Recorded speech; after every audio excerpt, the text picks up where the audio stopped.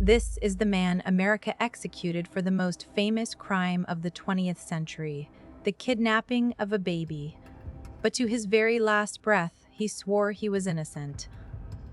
Tonight, the Lindbergh case, and the question that still has no answer. I'm Vera Nocturne, and every night I dig up the cases the world tried to bury. Tonight's case is one of them. So lock the door, turn the lights down low, and stay in the dark with me. On the night of March 1st, 1932, a nurse climbed the stairs of a quiet country house in New Jersey to check on a sleeping child. She opened the door to the nursery and her heart stopped. The crib was empty. The most famous baby in the world was gone.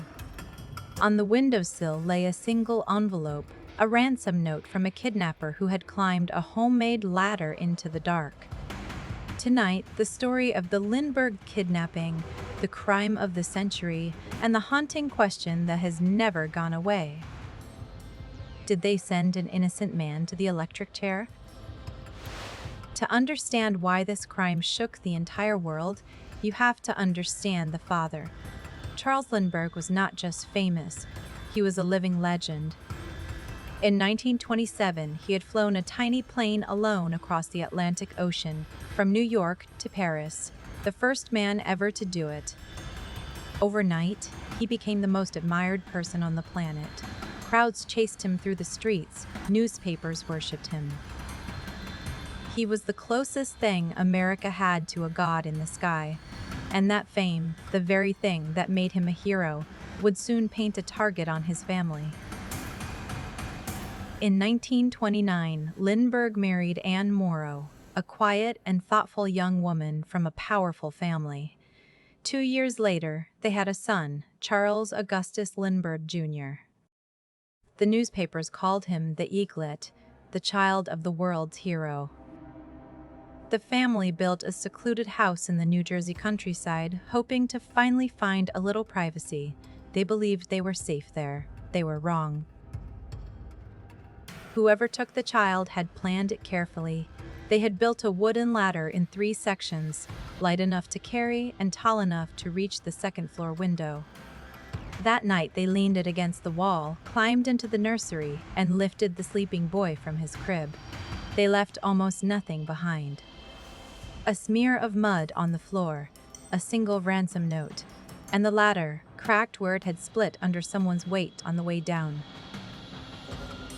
The ransom note demanded $50,000, a staggering fortune in 1932. It was filled with strange spelling and a curious symbol of interlocking circles, a secret signature the kidnapper would use again and again. Within hours, the kidnapping became the biggest story on Earth. It would spark the largest manhunt the country had ever seen.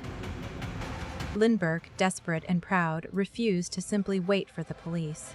He wanted to deal with the kidnapper himself. Within days, the kidnapping had thrown the entire country into a frenzy, and Congress would soon pass a new law making kidnapping a federal crime, a law forever known as the Lindbergh Law. A strange man stepped forward to help. A retired schoolteacher named John Condon offered to act as the go-between. Late one night, in a dark cemetery in the Bronx, Condon met a man with a heavy foreign accent who called himself simply John. Cemetery John promised that the baby was alive and safe, hidden on a boat waiting to come home. Trusting that promise, the family handed over the ransom in marked bills and gold certificates. But the baby never came home. For weeks, the entire nation held its breath.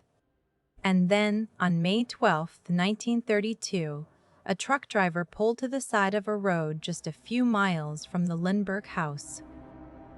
He walked into the trees to rest, and there, half buried in the leaves, he found the body of a child. It was the Lindbergh baby. He had been dead since the very night he was taken, killed by a single blow to the head. The ransom had been paid for a child who was already gone. The crime of the century had become a murder. The nation's grief turned to fury.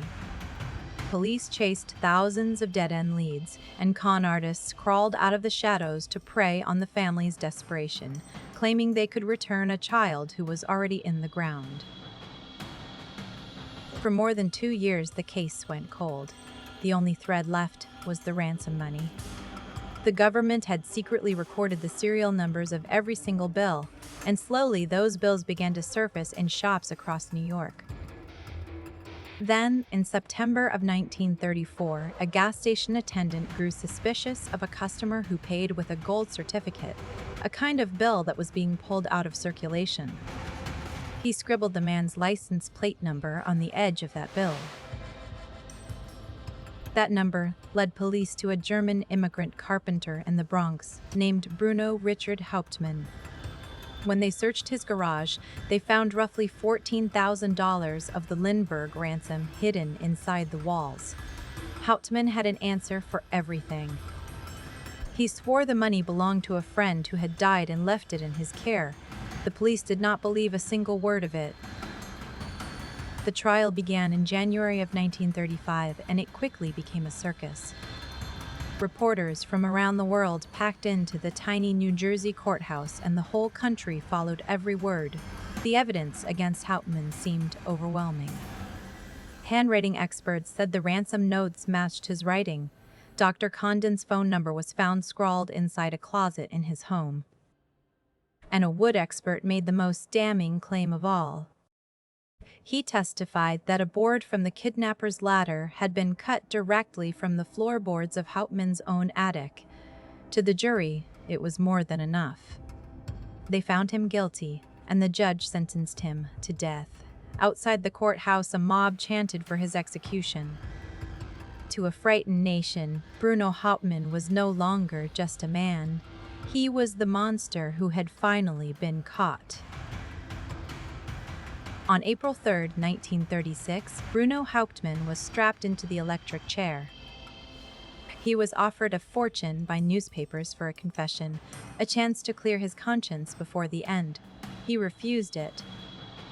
He insisted, right up to the final second, that he was an innocent man, and then he was gone. For most of the world, justice had finally been done. The monster who stole the eaglet had paid with his life. But the questions never died. In the years that followed, investigators and writers tore the case apart, and what they found was deeply disturbing. The crime scene had been hopelessly contaminated. Crowds and reporters had trampled across the evidence before it could be studied. Lindbergh himself had pushed his own theories into the investigation, and few men dared to argue with a national hero. Hauptmann's defense had been weak, underfunded, and overwhelmed. Witnesses who had once seen nothing suddenly remembered spotting Hauptmann near the house. Some were paid handsomely for their stories. Others quietly changed their accounts as the trial wore on. And then there was the latter. A fingerprint expert had used a new scientific technique to examine it, and he found something strange. There were no fingerprints from Hauptmann anywhere on the wood, not even in the places where the person who built that ladder must have gripped it. According to one account, when those findings became inconvenient, the ladder was quietly washed clean. Critics began to ask a terrible question. Had the evidence been shaped to fit a man the public already hated, a poor foreign immigrant who made the perfect villain? We will probably never know the whole truth. Maybe Bruno Hauptmann was exactly what the jury believed, a cold killer who climbed a ladder into a sleeping child's room. Or maybe he was a convenient stranger, sent to his death to give a grieving nation the ending it demanded. The baby was buried. The hero packed up his family and moved away. And the crime of the century closed with a verdict that, almost 100 years later, still refuses to feel certain. Somewhere in that quiet New Jersey nursery, the truth slipped out the window and into the dark, and it has never come back. That's where our story ends, for now. If it kept you up, you know what to do. Subscribe, and I'll see you next time. Sleep well, if you can.